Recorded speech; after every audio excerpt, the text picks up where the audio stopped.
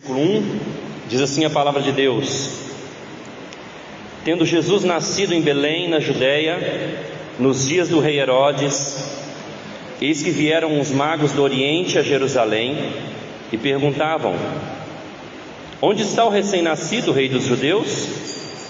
Porque vimos a sua estrela no Oriente e viemos para adorá-lo. Ao ouvir isso, o rei Herodes ficou alarmado, e com ele toda Jerusalém. Então Herodes convocou todos os principais sacerdotes e escribas do povo e lhes perguntou onde o Cristo deveria nascer. Eles responderam: em Belém da Judéia, porque assim está escrito por meio do profeta: E você, Belém, terra de Judá, de modo nenhum é a menor entre as principais de Judá, porque de você sairá o guia que apacentará o meu povo Israel. Com isso, Herodes, tendo chamado os magos para uma reunião secreta, perguntou-lhes sobre o tempo exato em que a estrela havia aparecido, e enviando-os a Belém, disse-lhes: Vão e busquem informações precisas a respeito do menino, e quando o tiverem encontrado, avisem-me, para que eu também ir adorá-lo. Depois de ouvirem o rei, os magos partiram, e eis que a estrela que viram no Oriente ia diante deles, até que chegando parou sobre onde o menino estava. E vendo eles a estrela, alegraram-se com grande e intenso júbilo. Entraram na casa, viram o menino com Maria sua mãe, prostrando-se, o adoraram, e abrindo seus tesouros, entregaram-lhe suas ofertas: ouro, incenso e mirra. E tendo sido avisados por Deus em sonho para não voltarem à presença de Herodes, os magos seguiram por outro caminho para a sua terra. Vamos orar mais uma vez, pedir para o Senhor falar conosco, que essa palavra não sair vazia daqui. Preste atenção para que você não perca a palavra de Deus. Senhor, esse relato maravilhoso que ocorreu quando Jesus nasceu, faça-nos entender hoje o significado disso para a nossa vida, e que o Espírito Santo traga fé, que haja Natal no nosso coração, que haja amor ao Senhor, e que nós possamos presenteá-lo essa noite e nesse Natal com a nossa vida. Em Teu nome, Jesus, eu oro por isso. Amém. Meus irmãos, já comprou os presentes de Natal? Se não comprou o meu, dá tempo ainda, tá? Quem não gosta de receber presentes? Não é verdade? É difícil pensar em presentes para as crianças. Roupas ou brinquedo? Os pais vão gostar de mais roupas, né? Os meus filhos, até alguns anos atrás, eles eram meio estranhos. Eles gostavam de receber mais roupa do que brinquedo. Para essas meninas diferentes. Mas é interessante que o valor do presente que nós damos para uma pessoa tem a ver com o valor que aquela pessoa tem para nós. Por exemplo, você não compraria para mim nesse Natal um terno de R$2.000? Acho que não, né? Mas para o seu filho ou para o seu esposo, certamente, você investiria. Porque o valor do presente está ligado com aquilo que aquela pessoa representa para você, o valor que aquela pessoa tem para você, o valor do presente. Hoje nós estamos vendo homens presenteando uma criança, e presentes bem caros. E não apenas esses presentes foram caros, custou muito caro para esses homens chegarem até Jesus. Foi muito custoso chegar ali, para esses homens saírem do Oriente e chegar até ali. E eles estão dando presentes caríssimos para o Senhor. E é interessante que é uma criança que eles nunca viram. É uma criança que eles não conhecem os pais, mas certamente eles já ouviram daquela criança. Dizem os pesquisadores que provavelmente esses homens vieram da Babilônia.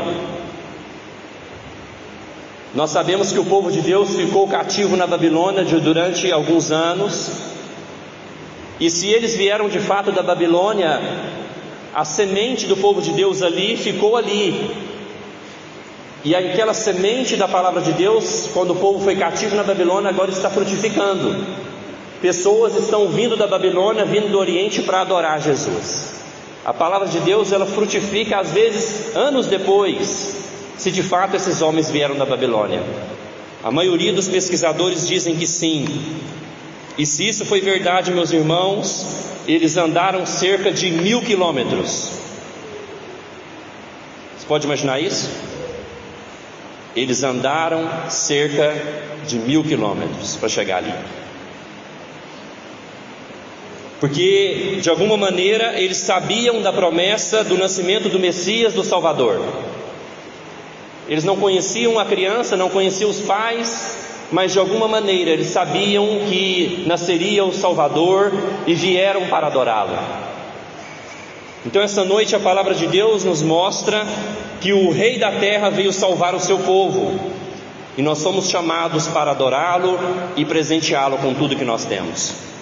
Repito, o Rei da Terra veio a essa terra redimir, buscar, salvar o seu povo, e nós somos chamados para adorá-lo e presenteá-lo com tudo que nós temos.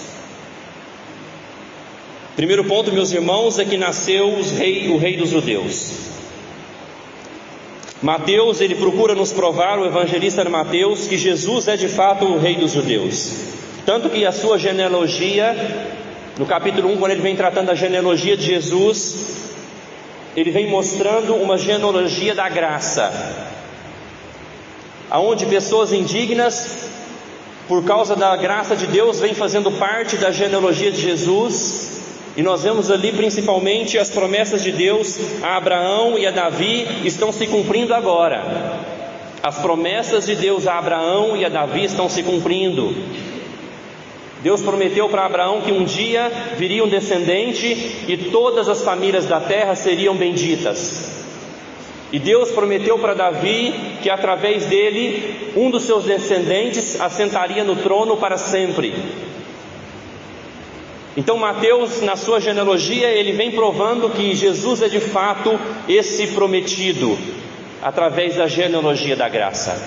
Na genealogia de Jesus há pessoas indignas, há pessoas com vários pecados, há Raabe, há Moabita Ruth, todas incluídas pela graça na genealogia de Jesus.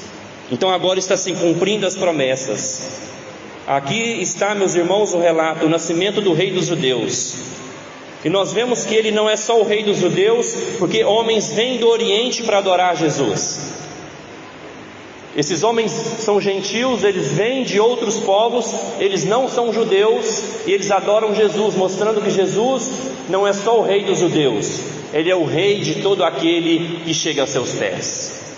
Jesus é o Rei de todo aquele que se prostra aos seus pés.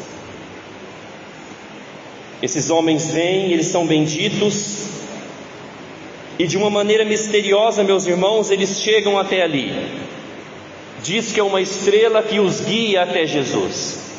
Eles vêm acompanhando uma estrela, mostrando que Deus atrai as pessoas para adorá-lo. Deus de alguma maneira atrai as pessoas. Aqui Deus usa uma estrela para que esses homens vão seguindo, caminhando para chegar até Jesus. Muita gente tenta focar no mistério dessa estrela e tentar explicar o que essa estrela significa, mas eu procuro me ater ao princípio. O princípio é que Deus guia o seu povo aos pés de Cristo. Eu não quero ficar tentando fazer uma alegoria, tentando saber o que essa estrela, o que essa estrela nos mostra é que Deus guia o seu povo até os pés de Cristo Jesus. O Espírito Santo faz isso de maneira misteriosa. Porque olha o versículo 6, meus irmãos, a promessa que tinha do profeta. O profeta Miqueias profetizou que em Belém, terra de Judá, de modo nenhum é a menor entre as principais de Judá, porque de você sairá o guia que apacentará o meu povo Israel. Deus está guiando o seu povo, guiando esses homens da Babilônia, guiando esses homens do Oriente para que eles cheguem até Jesus. Porque Deus prometeu que guiaria o seu povo. E eles chegam, meus irmãos, eles chegam no versículo 2 e eles perguntavam: aonde está o recém-nascido Rei dos Judeus? Porque nós vimos a sua estrela no Oriente e viemos para adorá-lo. Esses homens, eles querem encontrar Jesus, eles vieram com um propósito, eles vieram de longe com um propósito. Nós viemos para adorar o Rei dos Judeus, nós queremos adorar Jesus. O anseio nos seus corações era encontrar Jesus para se prostrar perante Ele. A vinda de Jesus, meus irmãos, precisa estar clara para nós, como estava clara para esses homens. Eles tinham um propósito claro. Se nós não tivermos um propósito claro, por que Jesus veio? O nosso Natal, ele acaba se tornando um Natal pagão. Eu vou explicar por quê. No capítulo 1, volta uma folha, olha o versículo 21 que diz, capítulo 1, versículo 21. Ela dará à luz a um filho e porá o nome de Jesus, porque ele salvará o seu povo dos seus pecados. O que é Natal? Qual o propósito de Jesus nascer? O propósito de Jesus nascer era salvar pecadores. Ele veio buscar os perdidos. Natal é isso, que nós somos incapazes de nos salvar por nós mesmos, e Deus precisou enviar o seu Filho para nos salvar, porque nós éramos incapazes de nos salvar por nós mesmos, e Deus teve misericórdia, nos amou. Natal é que Deus veio salvar pecadores. Se isso não estiver claro para nós, a festa do Natal não vai ter o verdadeiro significado. Você vai se reunir com a sua família e você vai perder o verdadeiro significado do Natal, se não tiver claro que Jesus veio salvar pecadores. Isso é Natal. Meus irmãos, provavelmente Jesus não nasceu nessa data. 25 de dezembro passou a ser uma data cristã por meio do século 3, 4, eu não sei exatamente, mas anteriormente era uma festa pagã de adoração ao Deus Sol. Eles tinham o Sol como um Deus e festejavam a adoração do Sol nesse dia, 25 de dezembro. Por isso até hoje muitos acham errado comemorar essa data. Muitos acham errado enfeitar as nossas casas, porque acham que Natal tem uma ligação com o paganismo da antiguidade. Mas de fato, quando nós analisamos biblicamente o Natal, não tem muito a ver com árvore, certo? Não tem nada a ver com Papai Noel. Talvez com um presente, sim, porque aqui nós vemos uma troca de presentes para Jesus.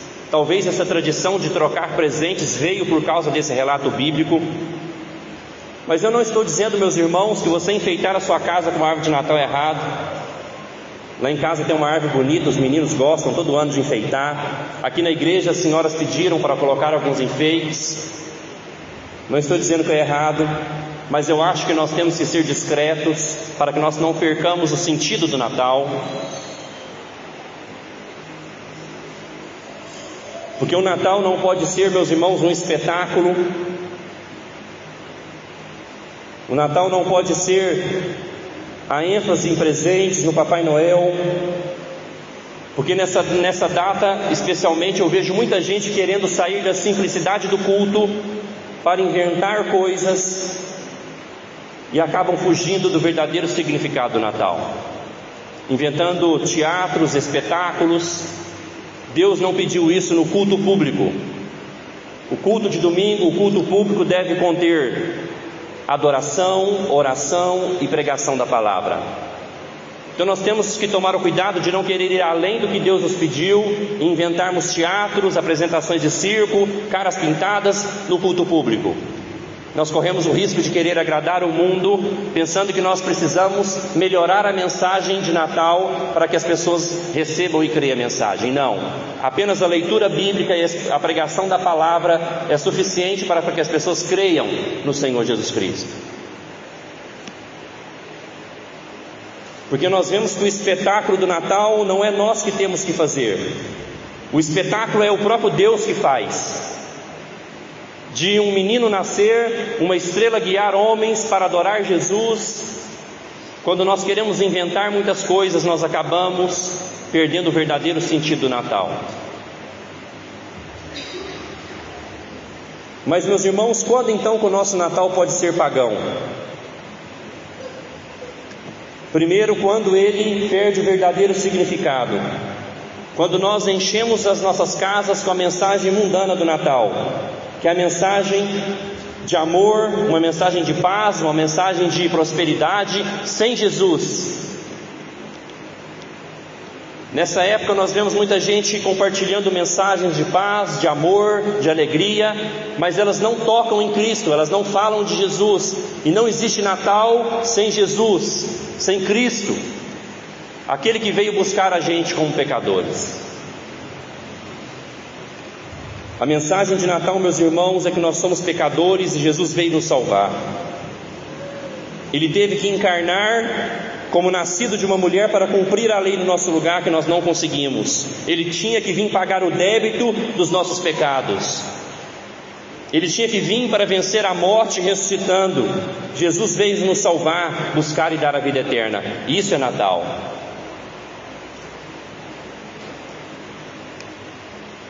Uma segunda preocupação do nosso Natal ser pagão. A primeira é a gente não falar de Jesus, é a gente não adorar Jesus, é a gente focar só nessa mensagem mundana de paz e amor, sem Cristo. É o primeiro perigo do nosso Natal ser pagão.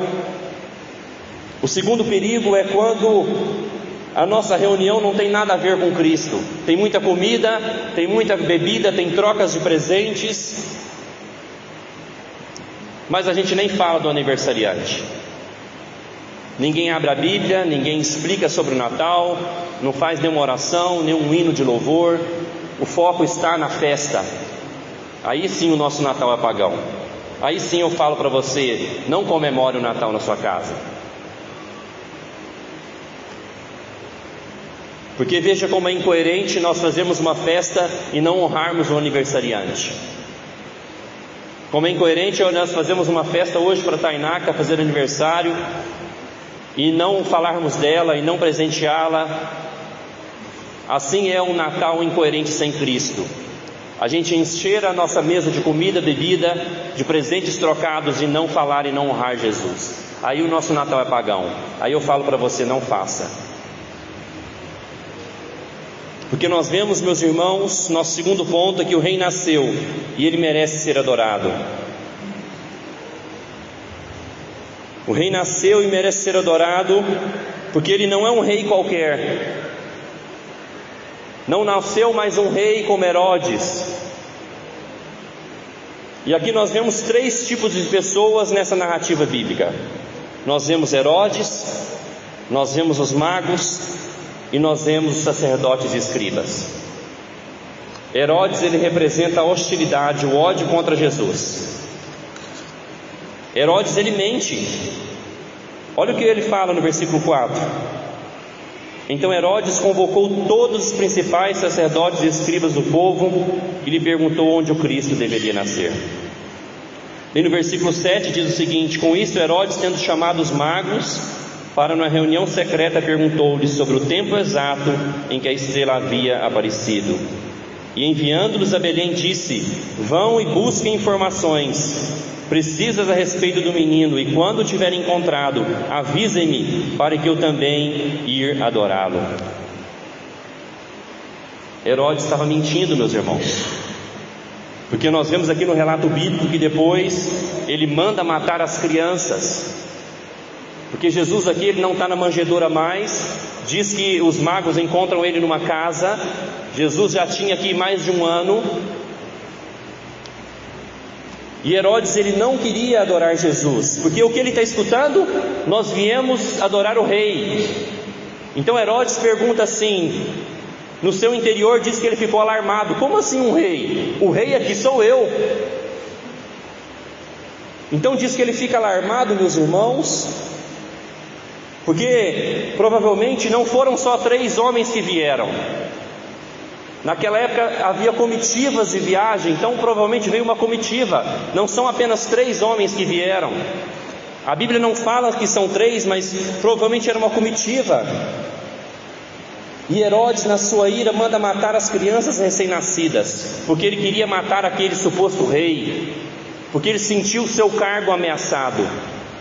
Ele sentiu a sua posição ameaçada por aquele menino, porque as pessoas estavam vindo para adorar Jesus. Sempre que houve matança de crianças, foi uma tentativa do diabo de abarrar os planos de Deus. Porque é uma ira do diabo contra as crianças quando Deus quer fazer alguma coisa. E Herodes, meus irmãos, representam os herodianos.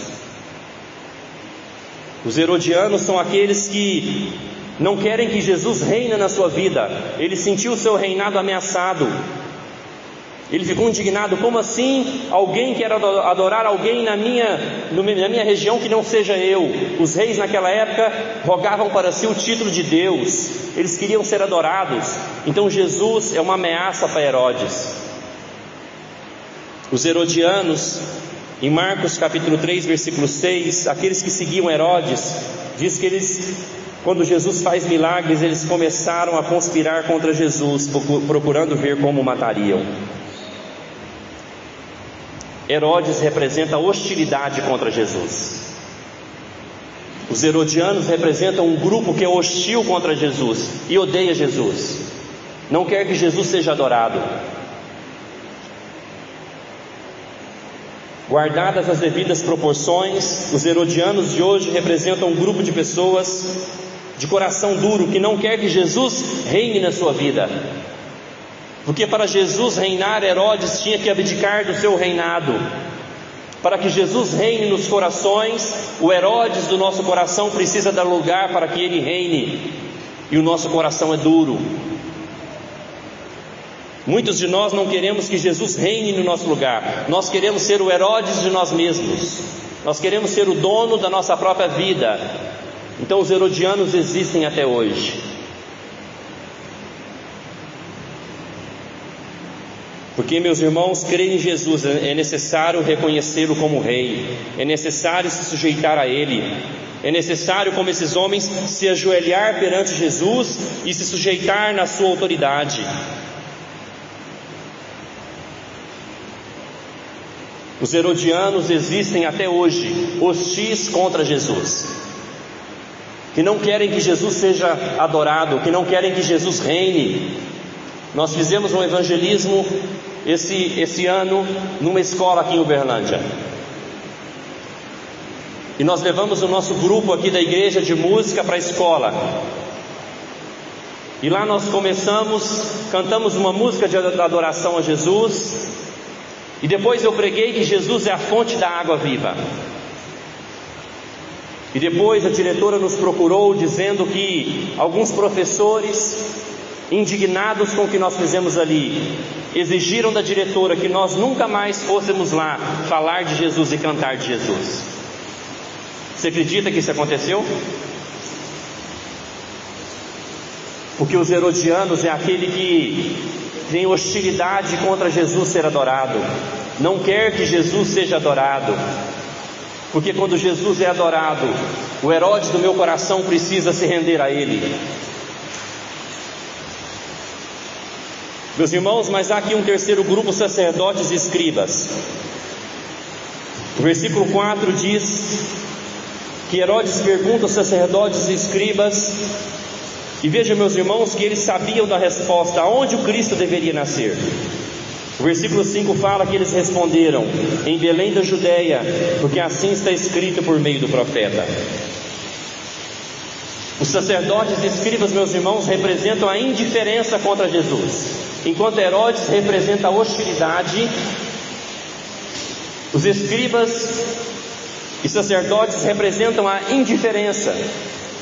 Porque vejam, meus irmãos, que eles sabiam onde Jesus deveria nascer. Eles conhecem a Bíblia, eles conheciam os profetas. E eles respondem certo para Herodes: em Belém, porque o profeta disse que ele nasceria em Belém. Eles conhecem as profecias. Meus irmãos, imagina o tumulto que estava acontecendo ali. As comitivas, essa comitiva vindo para adorar Jesus.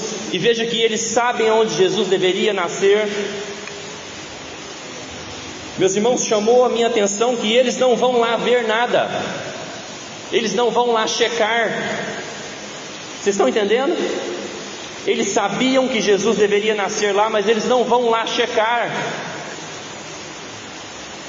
não teve nem um pinguinho de curiosidade nos seus corações para que eles fossem lá ver, porque eles sabiam que a profecia que Jesus nasceria lá, eles sabiam que os homens estavam procurando para adorar Jesus, e eles não vão lá atrás de Jesus, eles estão indiferentes à mensagem.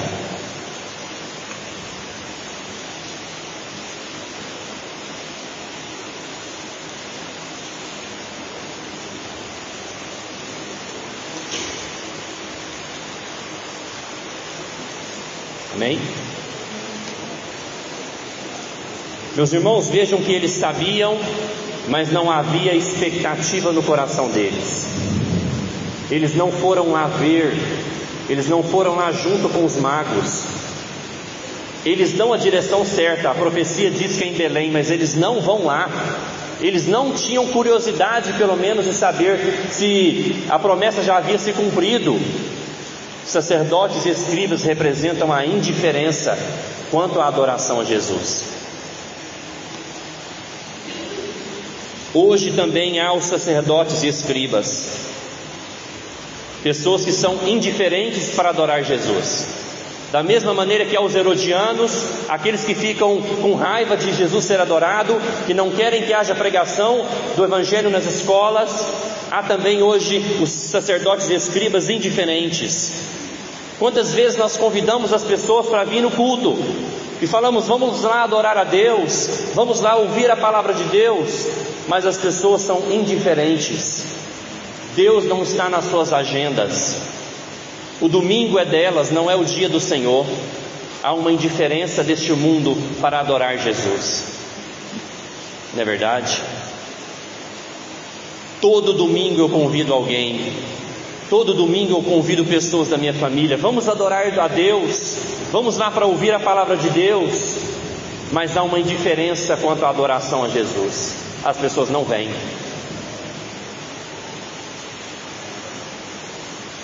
Esses convites são negados, mas eles não reconhecem, menosprezam a realeza, menosprezam o reinado de Jesus e dizem crer. Porque, meus irmãos, esse menino que está sendo adorado, ele não é um rei qualquer. A Bíblia fala que ele é o Filho de Deus, meus irmãos, que ele é como o Pai, que ele foi gerado na eternidade, que ele e o Pai são um só. Esse menino que está aqui é o próprio Deus encarnado. Jesus para os cristãos é o Deus encarnado, não é um rei qualquer.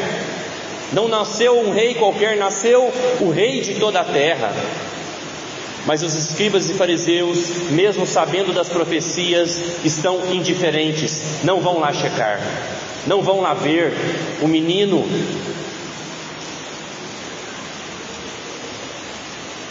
Mas temos também os magos, Herodes, escribas e sacerdotes, mas há também nessa história os magos. Meus irmãos, eles não são reis magos. A tradição fala que são reis, né? Aqui a Bíblia fala que eles são magos, não são reis.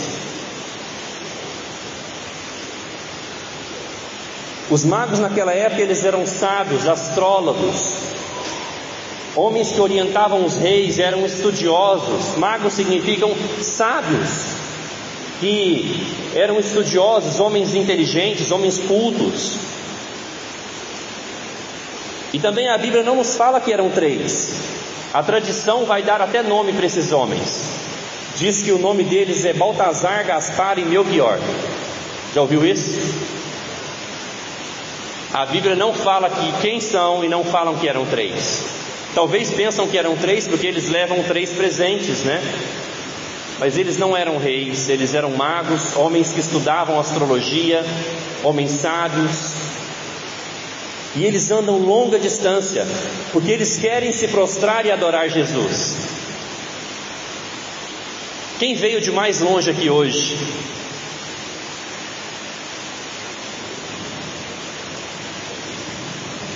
Foi a Núbia, que veio de São Paulo. Está ali atrás, junto com o Gil.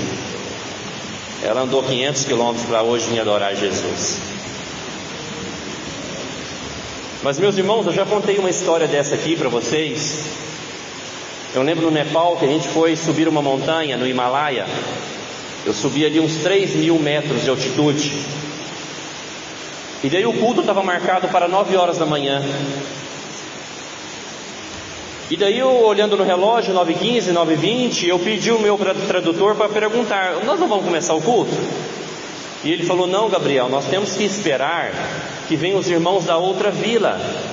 E enquanto eles não chegarem, nós não podemos começar o culto. Passou-se mais ou menos 1h, 10h30 nós começamos o culto. Daí no outro dia eu fui visitar aquela vila dos irmãos que vieram para adorar. Eu gastei 2 horas para chegar a pé na outra vila. Ou seja, os irmãos caminharam 2 horas para chegar e 2 horas para voltar, para participar de um culto.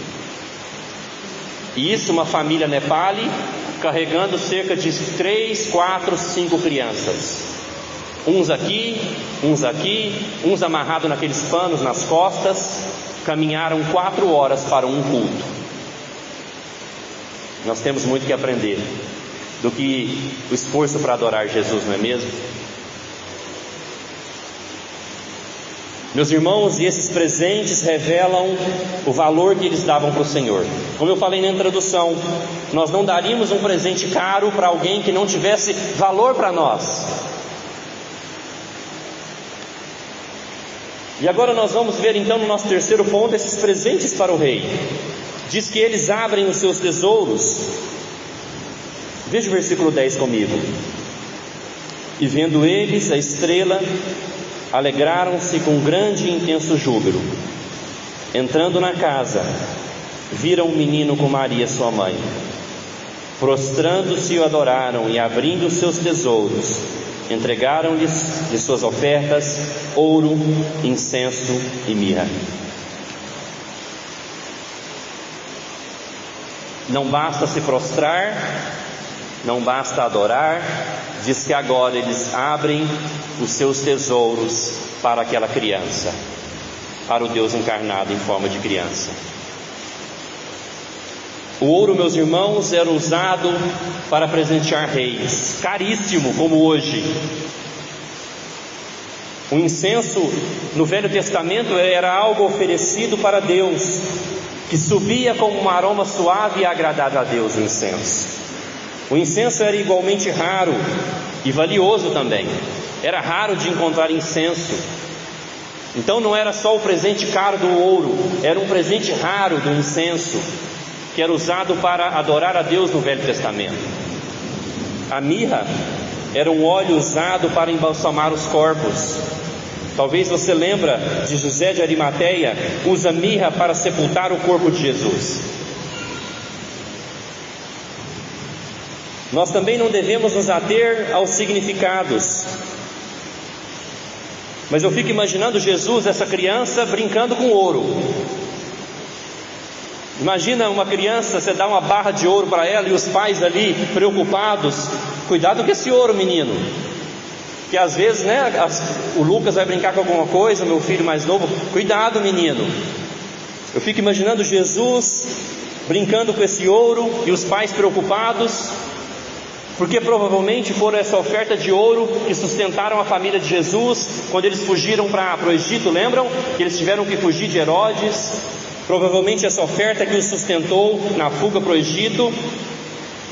Eu fico imaginando Jesus colocando como criança aquele vidro de mirra na boca, porque bebê coloca tudo na boca, né? Fiquei imaginando Jesus brincando, querendo colocar na boca, porque Jesus era uma criança, meus irmãos. Ele era Deus sim 100%, mas 100% homem, 100% bebê. E eu fiquei imaginando Jesus brincando com esses presentes, e os pais de Jesus preocupados, porque eram presentes caríssimos, valiosíssimos.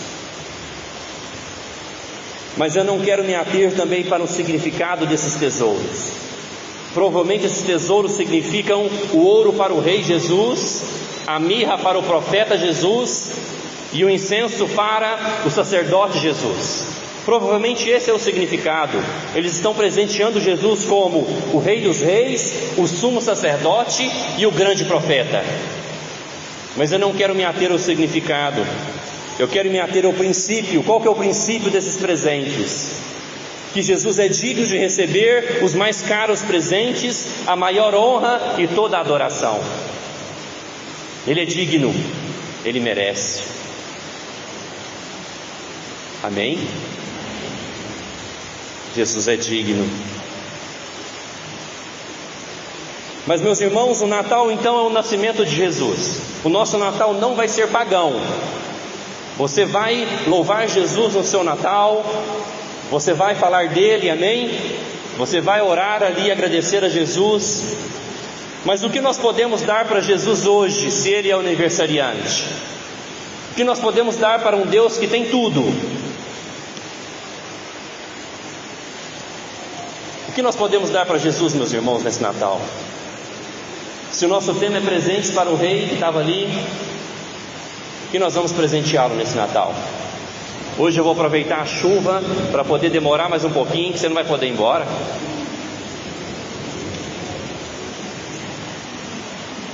O que dar para Jesus, meus irmãos, nesse Natal? Eu vou te dar algumas sugestões. Em João, no capítulo 17, quando Jesus ora por nós, Ele pede algumas coisas ao Pai. E Ele pede duas coisas para nós. Em João capítulo 17, versículo 17, diz que Jesus pede o seguinte para Deus: santifica-os na verdade, a tua palavra é a verdade. Jesus ora ao Pai para que nós sejamos santificados na palavra de Deus. Então, se Jesus pede para o Pai para que nós sejamos santificados, qual que é um presente que eu posso dar para Jesus? Santificar a minha vida, por amor a Ele. Jesus também nessa oração, no versículo 20 e 21, João 17, 20, Ele pede o seguinte: não peço somente por esses, mas também por aqueles que vierem a crer em mim, por meio da palavra que eles falaram, a fim de que todos sejam um. E como tu, ó Pai, estás em mim e eu em ti, também eles estejam em nós, para que o mundo creia que tu me enviastes. Aqui, meus irmãos, Jesus ele pede pela nossa comunhão e unidade. Jesus pede para que nós tenhamos comunhão e unidade uns com os outros, e assim nós vamos ter comunhão e unidade com o Pai, Filho e Espírito Santo. Então, em João 17, Jesus ora duas coisas por você. Ele deseja duas coisas de você: a sua santificação pela palavra de Deus, e Ele ora pela sua unidade com a igreja, pela sua comunhão com a igreja. Então, a primeira sugestão que eu dou para você, se você quer presentear Jesus nesse Natal: busque a sua santificação. Arrependa-se de algum pecado, se for o seu caso. Esteja disposto a abandonar esse pecado por amor a Jesus, para presentear Jesus. Ele não ora pela nossa santificação? Então, se Ele ora por isso, é porque Ele espera isso de nós. Se você também quer presentear Jesus, veja como está o seu envolvimento, a sua comunhão com a igreja. Invista na sua comunhão com os irmãos. Nós somos uma igreja pequena, você conhece o nome de todas as pessoas que estão aqui? Dá uma olhada aí panorâmica. Você conhece o nome de todos que estão aqui?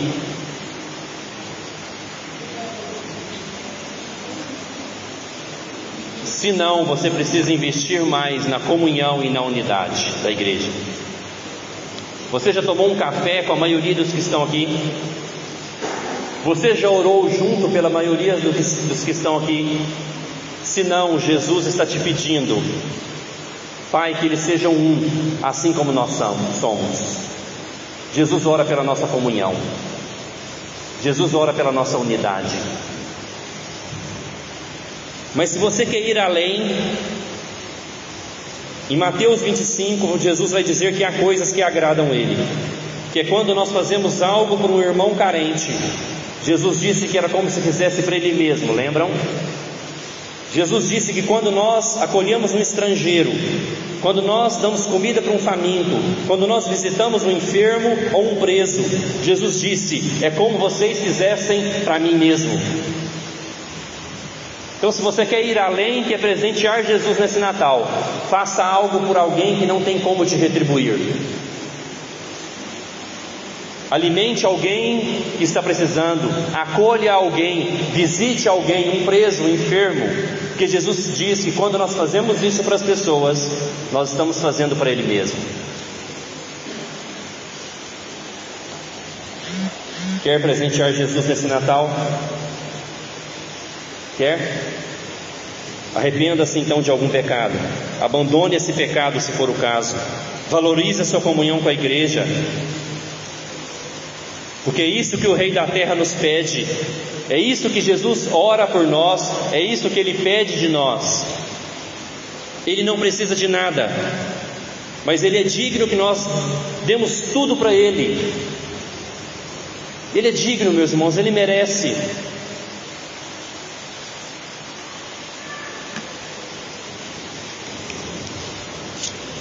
Então, meus irmãos, nós vimos hoje que Deus cumpriu a sua promessa. Deus cumpriu a sua promessa. O Messias nasceu em Belém, como diziam os profetas. Deus entrou na história da humanidade. Ele veio consertar o estrago feito pelo pecado. Ele veio ser o rei do povo de Deus. Deus cumpriu a promessa prometida. Ele veio, Ele nasceu. E ao entrar na história, meus irmãos, a Bíblia fala que Ele é Deus Emanuel, Ele é Deus conosco. Assim Ele entra também, não na história do mundo, Jesus entra também na nossa história. Jesus um dia nos guiou até Ele, Deus nos guiou até os pés de Jesus. Jesus entrou na minha história, Jesus entrou na sua história já. Nós hoje somos esses gentios, os não-judeus, que nós fomos guiados, mas nós não fomos guiados por uma estrela, nós não fomos atraídos por uma estrela, nós fomos atraídos pela cruz, nós fomos atraídos pelo amor de Jesus. Deus nos guiou através do seu amor, pelo Espírito Santo, e um dia nós chegamos até os pés de Jesus para adorá-lo. Esse é o propósito maior das nossas vidas, meus irmãos. O propósito maior nas nossas vidas não será as nossas conquistas. O maior propósito das nossas vidas é se nós já fomos guiados até os pés do Senhor Jesus, atraídos pela cruz, atraídos pelo seu amor. É isso, meus irmãos, é isso o Natal. O Rei nasceu para salvar seu povo. Ele é digno de adoração, Ele é digno de presentes. Mas Ele não só nasceu, Jesus não é um menino na manjedoura, Ele se tornou um homem, cumpriu toda a lei de Deus, morreu e ressuscitou, e está agora com o corpo glorificado à direita de Deus Pai, e um dia voltará para buscar o seu povo. Natal também é expectativa pela vinda de Jesus, porque nós sabemos que Deus cumpre as suas promessas.